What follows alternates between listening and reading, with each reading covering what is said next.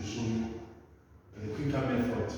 But this quicker method only applies if they don't tell you that test your answer or prove your answers. If they tell you that prove your answers or test your answers, then it means you need to go there long road. So this one only applies if 3 months, if it's 3 months, or if they don't say anything about testing your answer or proving your answer or balancing the forces. Okay? So now we're going back again. I said that the thing that you need to know first is torque is equal to force multiplied by the perpendicular distance. After that, you now choose. We have B and then we have C as our two fulcrums or as our two supports. Now, since we have these ones, we're going to be applying the same method. Now the formula, okay, before going for the formula, we're taking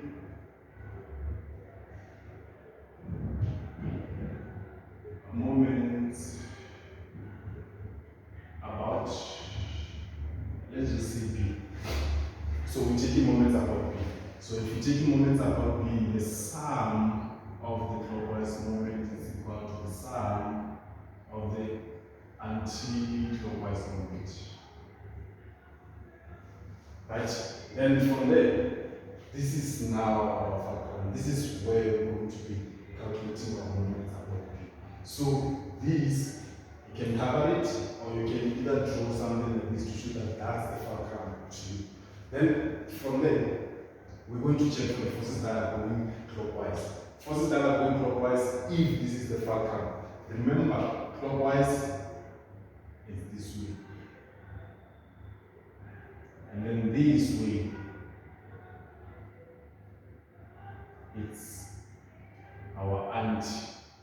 So if the beam is rotating this way, if our beam is going this way, then it means we're going in the anti-clockwise direction. But if it goes this way, then we're going in the clockwise direction.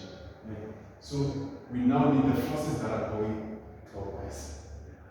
Forces that are going clockwise, this is the fulcrum. We have this force, in fact this unit here. We have this one, we have this one. So once you put the load on top, once you push this thing down, it will go in this direction. So it means 1, 2, 3, they're going in the clockwise direction. But this one is pushing it up. So if it's going up, it means it's going in the anti-clockwise direction. This one. Same as this one is going in the same direction as this one. So now the first thing that you need to do is to convert this. You need to convert this so that it becomes kilonewtons. Not kilonewtons per meter, but kilonewtons. So we're going to multiply this so that we remove this m by the distance of the UTL or by the length of the UTL. Our length of the UTL is from here up until here, which is 5. So we're going to say 8 multiplied by 5. And you know that 8 multiplied by 5 simply makes it's equal to 40. So it means this is now 40 kilonewtons. Hence, this one is now gone because we're going to be cancelling our meters. Then from there, let's start calculating. Forces that are going clockwise. Let's start with this one, 90. That's going to be 90 multiplied by the perpendicular distance that we talked about. The perpendicular distance from here until here is what? So we have 5, 3, 2, then it means it's 10. No, this is 9, 90. Multiplied by 10 plus. The next one is 12. So it's 12 multiplied by the distance from 12 up until here is 8. And then from there you see plus, since we have this one. Now, in that first video I said that this UGL, it acts straight at the center. Straight at the center of this UGL. So the center of the UGL obviously is going to be somewhere here, and then we have 2.5. 2.5 plus 2.5, it still gives us our 5 meters. So it means this thing, if it's at the center, it means we're going to say the distance is 2.5 to our fulcrum, which is B. So you're just going to say 40 multiplied by the distance, which is 2.5. That's equal to, now we no longer have forces that are going in the clockwise direction. We only have two forces that are going in the anti-clockwise. Now the first one is 10 kilonewtons. 10 kilonewtons multiplied by the distance. 10 multiplied by 2 plus our unknown, which is c. So it's just c multiplied by the distance is what? 5. Then from there, simplement solve for c. Let me see my calculator.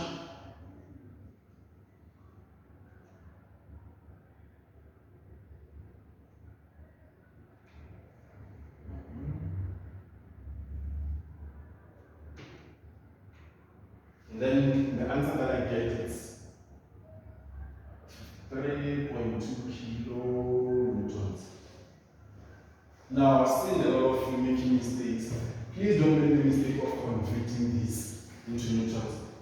It's not a mistake, you can do that, but it doesn't make sense why you want to do it, because everything now is in kilonewtons. Unless they give you something in newtons, kgs, kilonewtons, then it means you're going to be calculating everything in the same thing, as the same thing. And then from there, since I said this is the quickest method, we're now going to be balancing our forces. The upward forces must equal to the downward forces.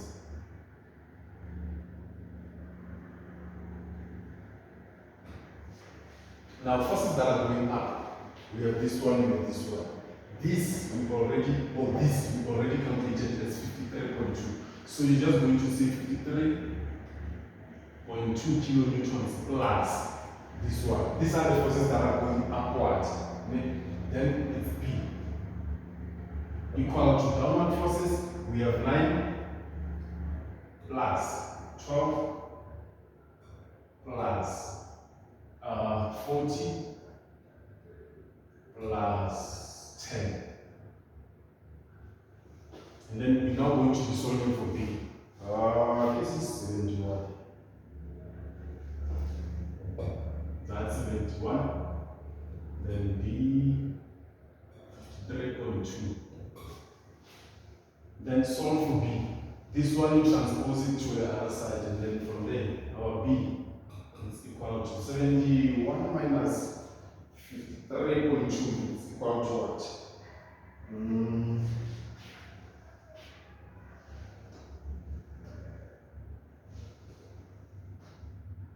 I think it's 70.8 kilonewtons.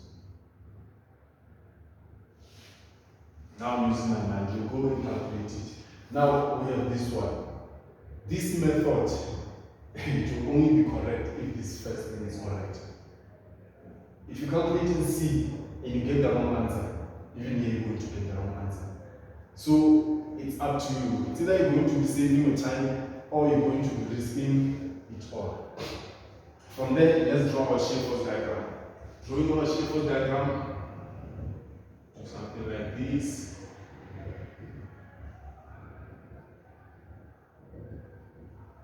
And then once you have something like that,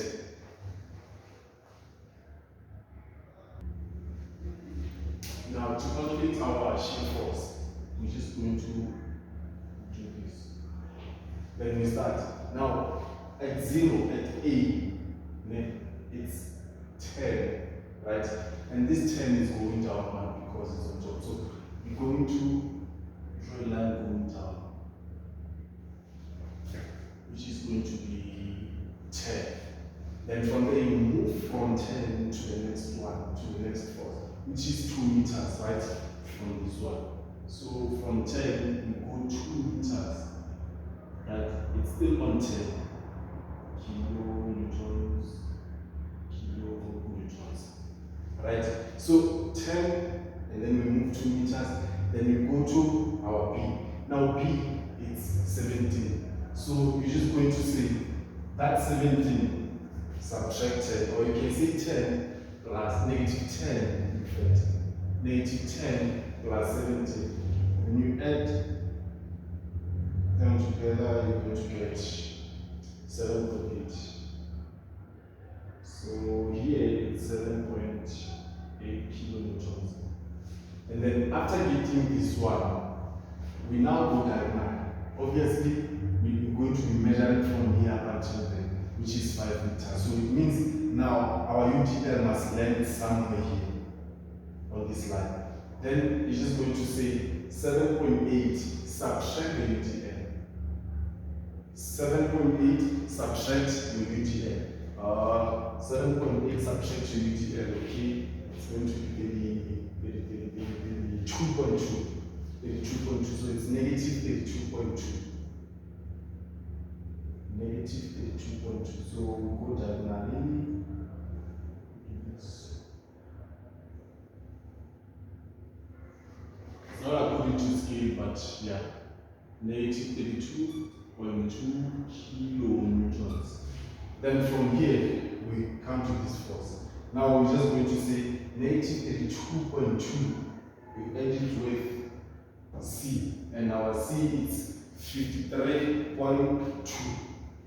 53.2. So when you add 32.2 and 53.2, obviously it will give you 21. So positive 21 must be higher than this one. You see what I'm doing? I'm not measuring, but at least I know that obviously here it's 7, but 21 is going to be higher. If you put 21 here, this one will be high. Obviously, your shear force will be wrong. So from there, you go up until you get to 21 kilonewtons. Then from 21 kilonewtons, we go to the next force, 3 meters. And you go 3 meters. Once you get to that part, okay, you still have 21 kilonewtons. Now you're going to say 21, right? 21 kilonewtons subtract 12 kilonewtons. When you subtract 12, 21 minus 12, it's 9. Oh, my 9 must be at least higher than 7. So my 9 is here. So it's 9 kilonewtons. Now after 9 kilonewtons, which is this one from here, then we measure 2 meters to the next force. 2 meters to the next force is that one. Then after this 9 kilonewtons, we now subtract this force. Subtracting 9 minus 9 is equal to what? Nada. And you come back to 0. You can name it A, B, C, D, then E. And congratulations, that's how you're going to control your shear force. I believe you didn't take time to do this one. So time is very important when you're calculating this.